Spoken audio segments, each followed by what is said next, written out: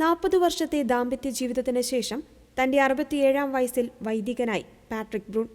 June 7-ന് Detroit അതിരൂപതയിലെ the Most Blessed Sacrament കത്തീഡ്രലിൽ വെച്ചാണ് പാട്രിക് ബ്രൂൺ അഭിഷിക്തനായത്.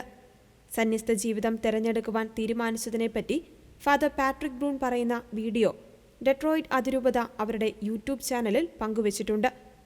3 മക്കളും നിരവധി പേരക്കുട്ടികളുമുള്ള വ്യക്തിയാണ് ഫാദർ പാട്രിക് ബ്രൂൺ. തന്റെ 61-ാം വയസ്സിലാണ് രോഗാവസ്ഥയെ തുടർന്ന് പാട്രിക് ബ്രൂണിന്റെ ഭാര്യ മരിക്കുന്നത്. തന്റെ രോഗാവസ്ഥയിലും യേശുവിന്റെ തിരുഹൃദയഭക്തി അവൾ തുടർന്നിരുന്നു.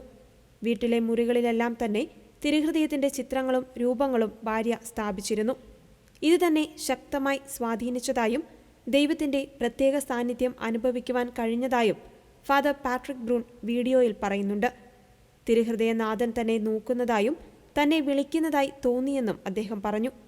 തുടർന്ന് ഒരു വൈദിക സുഹൃത്തിന്റെ അടുത്തുപോയി ഇക്കാര്യങ്ങൾ പങ്കുവയ്ക്കുകയും ആ വൈദിക സുഹൃത്താണ് ഈ വിളി ദൈവവിളി ആവാമെന്ന് പറഞ്ഞത്.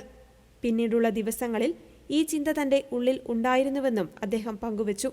തീരുമാനമെടുക്കുവാൻ ദൈവം ഒപ്പമുണ്ടായിരുന്നതായും അദ്ദേഹം സാക്ഷ്യപ്പെടുത്തുന്നു. അവിടുത്തെ ഇഷ്ടം നിറവേറട്ടെ എന്നാണ് താൻ പ്രാർത്ഥിച്ചത്.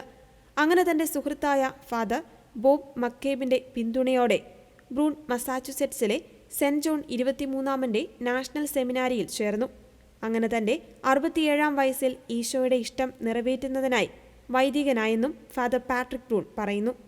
ജൂലൈ 1 മുതൽ അവർ ലേഡി ഓഫ് ഗുഡ് കൗൺസിൽ ഇടവകയിൽ സേവനമനുഷ്ഠിക്കുകയാണ് ഫാദർ പാട്രിക് ബ്രൂൺ.